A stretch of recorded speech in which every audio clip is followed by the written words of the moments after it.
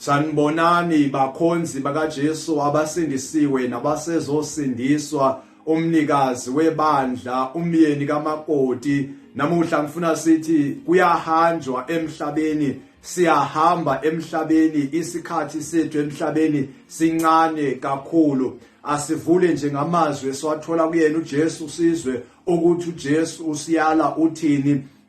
Sifunda ngokuka Mateyu 24:20 no-21. Khulekani ukuba ukubaleka kwenu kungabi sebusika nangesabatha. 21. Ngokuba lapho kuyakuba khona usizi olukhulu olungazange lube khona kwasekuqaleni kwezwe kuze kube manje, nolungasayikuba khona. Lamazwi akaJesu lapha yala khona ukuthi lokhu kuzowenzeka, masikukhulekele ukuba kungenzeki ukuba kube ebusika, nanokuthi kube yisabatha ngosuku lethu lokuhamba emhlabeni, nanokuthi nje futhi kuzoba khona usizo olukhulu ngalezo insuku zosizi esiphila kuzo njengamanje. Izo lezo insuku owayekhulume ngazo uJesu wathi ziyeza. Ngiyakutshela mntakababa, isikhathi sethu emhlabeni sincane, akusamele manje siyibambezele ngokuthi senze izinto zake emhlabeni, sijule ezintweni zake emhlabeni, ngokuba iprofeti ziyagcwaliswa ngemihla siloko siphila sibhekile sibuka. Usizi selufikile akhuluma ngalo ukuthi olungakaze lube khona ekusukela eqaleni kwezwe kuze kube manje, nolungasaye kuphinde libe khona. Usizi silibonalo lukhulu kakhulu lolu, ngokuba uma kuvela isifo, sithi isifo singekatholi nekhambi laso, kube sekuvele esinye, sithi sabheke lokho kube sekuvele esinye futhi isifo. Kunala uJesu khona la kuMatheyu kule chapter lesikuyona akhuluma khona ethi nyozwa amahebezi ezimpi, imibuso iyovukelana nemibuso, kuyawuba khona ukunyakaza komhlaba okukhulu nokudumile, kuyawuba khona indlala ezweni. Uthi kodwa kuzabe kungakafiki, kuzabe kuse ukuqala, kungakafiki lo suku lokubuya kwakhe uJesu. Lezi zinto izinto ezenzekayo, sibonile itsunami, siyabona eKZN ukuthi kwenzakalani lapha, kwenzeke ukunyakaza komhlaba. Siyabona futhi na ama-cyclone ayenziwayo, ama-typhoon, nalawa ase-America nawo siyabona into ayenzayo, ukukhombisa kona ukuthi sesisondele kule ndawo uJesu wayekhuluma ngayo ukuthi lezi zinto zizoba khona emhlabeni esikuwona. Mntakababa, ngiyakutshela ngithi kumele uzilungiselele ukuthi siyahamba lapha emhlabeni. Asinasikhathi esikhulu, asikwazi okwengomuso ukuthi ingomuso lesiphatheleni, kepha kumele sikwazi ukuthi uJesu ukhona namhlanje, uzoba khona kuze kube phakade, noma kwenzakalani yena ukhona. Manje uma ufihle impilo yakho kuyena, kusho ukuthi lapho uzosinda, kusho ukuthi lapho noma kwenzakalani awuzikhathazi ngokwenzeka emhlabeni, ngoba isimo sake emhlabeni sinzima. Umkhuleko sesikuwo manje, umkhuleko ukuthi at least emndenini owodwa kube khona umuntu noma uyedwa osebenzayo, ukuthi kube khona umuntu ozothenga ukudla. Ngani? Ngoba izinto ziyamoshakala njengamanje. Kukhuphukile konke, opetrol bayakhuphuka, kukhuphuka ukudla, akunanto engakhuphuki, kukhuphuka imali imboleko, inzala yakhona yakhuphuka. Ngani? Ngoba izwe lisenkingeni. Ngani? Ngokuba siyabona ukuthi lonke izwe likhathazekile ngezinto ezenzekayo, abantu abangakhoni ukuthi bazivimbe. Siyabona ukuthi kwenzakalani kubi ezweni, kuusizi. Futhi kunabantu lapha abafile ngendaba yecorona, abantu abebefe lapha ngendaba yecorona, nabo bebenamaphupha, nabo bebenamaplani ebebezimisela ukukwenza, ebebezimisela ukufika kuleli suku, kepha abafikanga. Ngani? Ngoba kuyahanjwa emhlabeni, impilo yethu incane kakhulu emhlabeni. Ngawo-ke kumele sizinikele kumsebenzi kaNkulunkulu, sizinikele uNkulunkulu, sazi ukuthi imihla yethu ibalwe uNkulunkulu, yaziwa uNkulunkulu. Asikwazi masikwenze ukuze sihlale isikhathi eside emhlabeni. Asinayo futhi igaranti yokuhlala isikhathi eside emhlabeni, kepha sitsheliwe ukuthi izinsuku zethu emhlabeni zincane kakhulu. Ngakho-ke kumele sizinikele ley'nsuku ezincane kuye uNkulunkulu ukuze sisinde kuloko okuzayo okubi, ngokuba nabo labantu abahambile abashonile emhlabeni bedlula ngalezi zifo, akusho ukuthi bebebabi kakhulu ukudlula thina, akusho ukuthi thina besingcwele okudlula kubona, kepha bokuyiplani kaNkulunkulu, bokuwuhlelo likaNkulunkulu. Ngiyakutshela mntakababa ngithi lapha emhlabeni sike enkingeni enkulu kabi. Masilapha emhlabeni akukho ukuthula la, ngeke kuze kube khona ukuthula la emhlabeni. Ngani? Ngokuba lapha emhlabeni kwenzeka intando kaNkulunkulu. Usathane naye futhi ukhona, ulwa noNkulunkulu, uyayemyala uNkulunkulu ngezinto azenzayo ezinye izimbi. Ezinye zonke izinto ezenzakalayo zivunyelwa uNkulunkulu ukuthi zenzeke. Ngani? Ngoba ufuna ukuthi ukuthula kwakhe kube kithina ngaphakathi, kungabikho sezweni, kepha kube kithi ngaphakathi. Lokuthula kumele sikuthole ngokuba sinikele impilo yethu kuyena, sikholwe uyena namazwi akhe, silandele ukusho wakhe, ngoba ngempela iprofeti osigcwalisekile mntakababa. Yabona masibheka nje wakhulunywa lapha na uDaniel ukuthi abantu bayoba nezingqondo eziphangalele ingqondo, lapho abantu bekhona ukwazi ukwenza izinto ezisheshayo, fana nokuthi sibona itechnology, into yenziwa itechnology, ukuthi itechnology seyikwazi ukwenza yonke into, sebekwazi nokufaka ama-chip ezingqondweni zabantu, sebefuna ukucontrol abantu. Ngoba phela itechnology seyihambe kakhulu njengamanje, sesikhuluma nabantu esingababoni, sikhulume nabo ngamafoni, umuntu ekude nathi sikhona ukukhuluma naye, sikhona ukwenza nama-video call, sikhulume nabantu. Yabona ushilo uDaniel udaba ukuthi izwi likaNkulunkulu lo usatshalaliswa ngendlela esheshayo abantu. Uyabona manje TV sesiyakwazi ukusabalalisa izwi limhlaba wonke ngama-TV, ngama-social network. Kuyenzeka lokho kwakusho uDaniel, sokugcwalisekile okwakuprofete uDaniel ngesikhathi esiphila kuso. Ukukhombisa ukuthi lesikhathi esiphila kuso yizikhathi ekwaprofetwa ngazo. Okumele sazi ukuthi isikhathi sethu emhlabeni vele asisekho, sincane.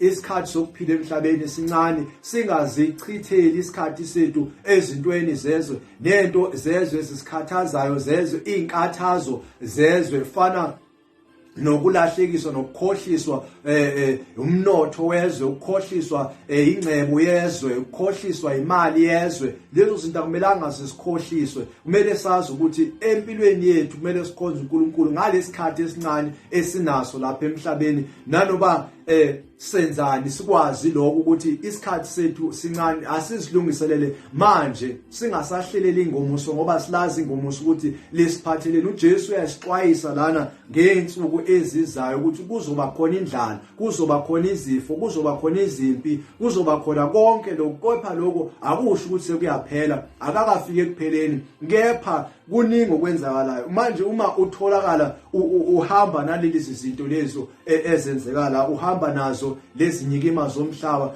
ungazilungiselelanga, awazi ukuthi kusasa kuzowenzakalani. Zilungiselele mntakababa, kuyahanjwa lapha emhlabeni, siyahamba, isikhathi sethu asikho. Uthi masikhuleke uJesu ukuthi kungabi kebusika, kungabi sebusika, kungabi yisabatha ukufika kokuhamba kwethu emhlabeni, ukubaleka kwethu emhlabeni, ngoba lapha emhlabeni kumele sibaleke, ngoba asibona abalana. Size lapha sisuke ezulwini, sinekhaya lethu, asibona abalana. Asizwe ekaJakobe 4:14, anikwazi okwangomuso, kuyini ukuphila kwenu na? Ngokuba niyinkungu ebonakala isikhashana ibisiyanyamalala. Impilo yethu le ayichazayo ukuthi impilo yethu injalo, ifana na ngelanga lapho kubanda khona. Uma uphefumulo, uyawubona umphefumulo wakho uphuma ushisa, kepha uyanyamalala suni, usheshe unyamalale. Ukuphila kwethu kunjalo, kuukuphila okuncane, kuukuphila okushort. Okumele sikwazi ukuthi ingomuso lethu asilazi ukuthi lisiphatheleni, asazi ukuthi kuzowenza, ikakhulukazi lapha emhlabeni. Ngakho kumele sizilungisele, senze lokho okushiwo uNkulunkulu, ngoba siyahamba lapha emhlabeni.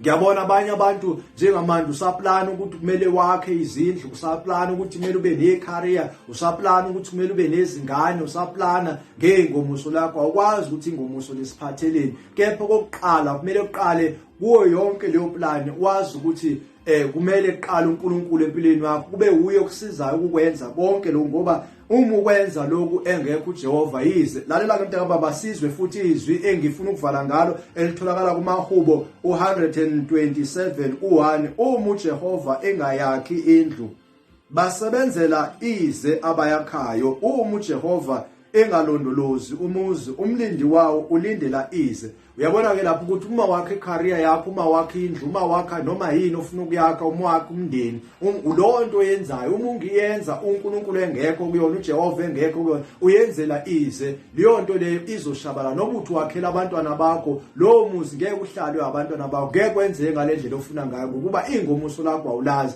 Nabo besedebheni njengamanje abahambelwe izindlu zabo, bebakhile bebengazi ukuthi kuzokwenzeka lokho kwenzekile, ngoba uba bebeyazi ukuthi kuzokwenzeka ngaba bakhile lapha, ngabe babalekile futhi nokuphila kwabo azange bahlale balinde kuze kufike ilanga labo lokufa bebulawa ukunyikima komhlaba nokuhamba komhlaba namanzi lapha eDurban. Ngiyakutshela mntaka baba, nabake Ukraine njengamanje bebengazi ukuthi uzofika lokho okufikile okuyimpi eqhubekayo manje, izindlu zabo zidilizwe, imisebenzi yabo iphele, imindeni yabo ibe sengozini, abanye babo bafe, abanye babo bebe rich lapha, abanye babo bebehlupheka, kepha kufikile ukufika kosuku lokuthi kube khona impi eqhubekayo, kudilizwe izakhiwo zabo. Bake inkingeni enkulu, bake stress esikhulu, bakosizi nolukhulu, ngaphezulu kosizi esivele sibhekene nayo sesifo secorona nezifo zonke ezilandela ama-variant wecorona nako konke okuhokunye. Mntaka baba, lokhu kumele ukwazi ukuthi siyahamba emhlabeni, lezi zinto zikhomba kona ukuthi siyahamba, injabulo ayikho lapha emhlabeni. Yabona, uma singajabulile ukhona ojabulayo, ngokuba ukhona olwa noJesu. Abantu bakaJesu abafela uJesu, uma bekhathazekile bezubuhlungu, uJesu uzwa kabuhlungu. So uma efuna ukuvisa uJesu ubuhlungu, uzwisa thina ubuhlungu ukuthi sibe ke endaweni lapha sibe sosizini khona ukuze uJesu azwe kabuhlungu, ngoba ulwe noJesu uSathane. Ngakho-ke uma sijabulile kujabula uJesu, yena akajabuli uSathane. Ngakho-ke lezi zinto zenzeka ukuze kuhlukunyezwe uJesu. Le nto le esikuyo sikempini njengamanje emhlabeni, indawo yempi iyaqhubeka impi. Ukhulumile ngayo uJesu ukuthi imibuso iyovukelana. Ngani? Ngoba kukhona obhizi ophehluzelisayo izifo nako konke lokho kwenza ukuthi abantu bangajabuli emhlabeni. Ngakho mntaka baba, nikela ukuphila kwakho kuJesu.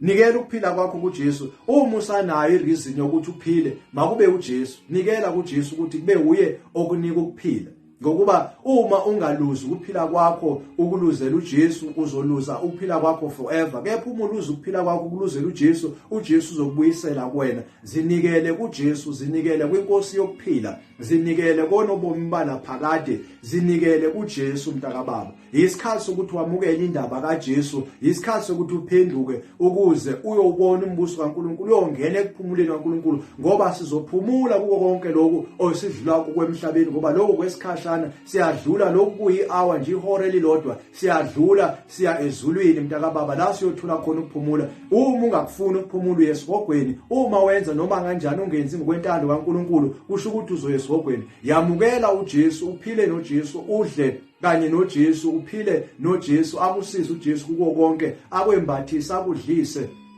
ngokuba sembatha ngokuba kuye uJesu mntaka baba. Hayi-ke ngiyakubusisa wenza leso sigqibo, usuqedile futhi ukwenza leso sinqumo leso, uJesu akubusise. Ngithi akwande phezu kwethu umusa, uthando, sawu kaNkulunkulu uBaba, ubukhona bakhe oyindodana kaNkulunkulu uJesu, nobudlelwane kanye naye uMoya Oyingcwele manje kuze kube phakade. Amen.